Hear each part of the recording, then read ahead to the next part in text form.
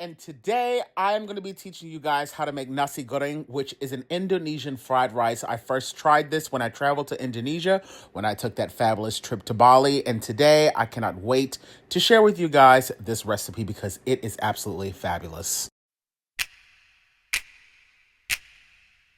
Whipping up all of your favorite recipes. Simply Food. You should know by now that you're in for a treat. Simply Food. There's no other channel where you'd rather be. Simply Food. Seafood, pasta, cakes, and pies. Sing and laugh and even cry. Like and share and hit subscribe. Simply Food by TY.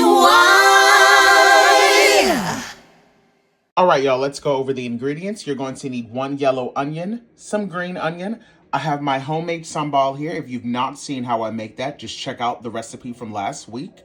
You're going to need some soy sauce, some MSG, some sweet soy sauce.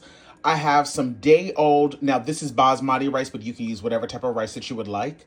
I have 3 large shallots, 4 eggs, and then my protein of choice is going to be chicken thighs, but you can do shrimp, you can do no meat at all. It's completely up to you. You see that? You see that? You see that? Don't ask me for an ingredient list. Come on, Chad. Okay, so before we get too far into the video, one of the first things that I want to do is I want to go on ahead and break down my shallots.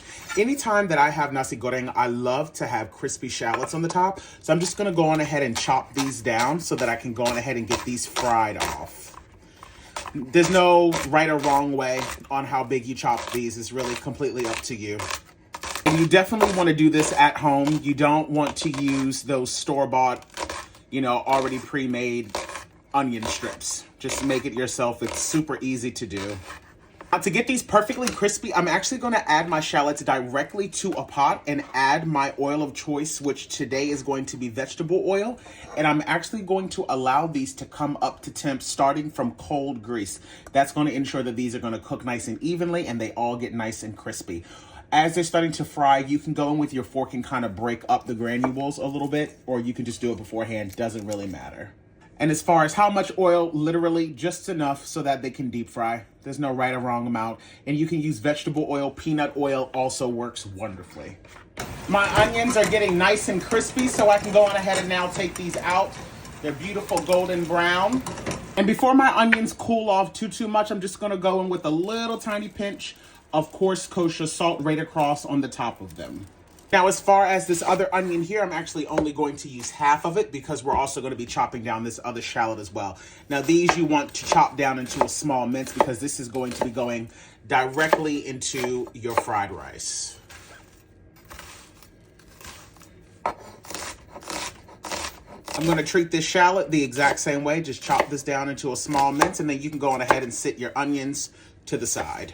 To prep our chicken thighs, I'm literally just going to cut these down into bite-sized pieces. You can remove any of the excess fat. That is completely up to you. And again, you do not have to use chicken if you don't want to. You can use shrimp. Altogether, I have broken down 4 chicken thighs into nice uniform bite-sized pieces. In a nice hot wok, I'm going to go in with a little bit of avocado oil. I'm going to add in my onion. Once your onions are just about translucent, we can go on ahead and start to add in all of our chicken. Now, if you're using shrimp, I would say do this at a much later stage so that you don't overcook your shrimp. And how much sambal you add will depend on how spicy you would like yours to be. I'm going to add in 2 hefty tablespoons to mine. I've just added in a little bit of coarse kosher salt. And if you have white pepper, use white pepper. I only have black today, and I'm going to add in just a tiny bit of black pepper. Give all of this a good mix and make sure that the heat is up on high. If you need to add in oil, feel free to do so, but I say add in a little bit at a time so that it doesn't end up too oily. It's optional, of course, but I always like to add in a pinch of MSG.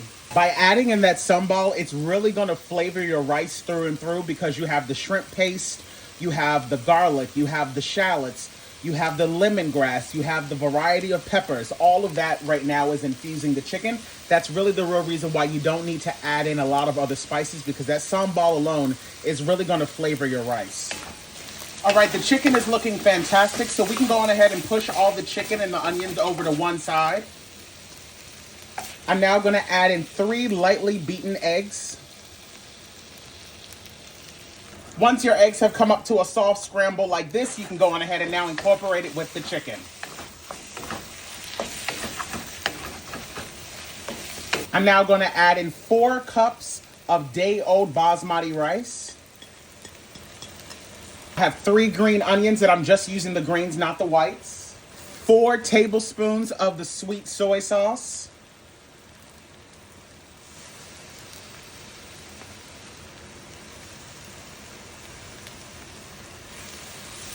And 1.5 tablespoons of the regular soy sauce.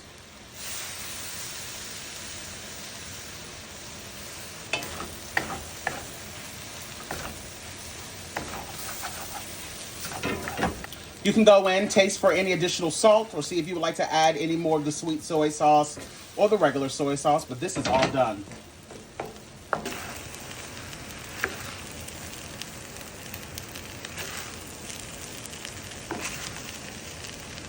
All right, let's plate it up, shall we?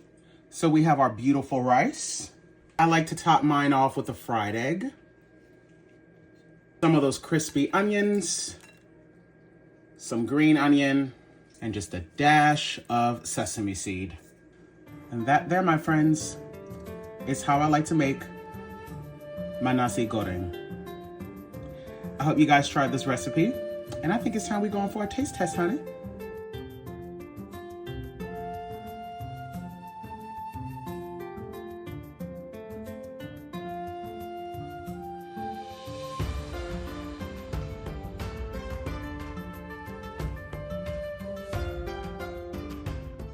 All right, y'all, let's go in and give her a try.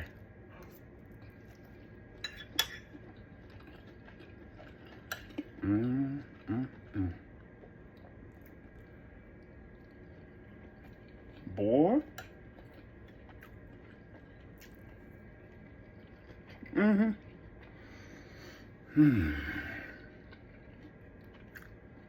Make this recipe. Slaying in the kitchen. Simply Food by TY. We hope that you enjoyed it. Simply Food by TY. If you haven't took the time, make sure you subscribe. Thanks for watching. Thanks for watching. Thanks for watching Simply Food.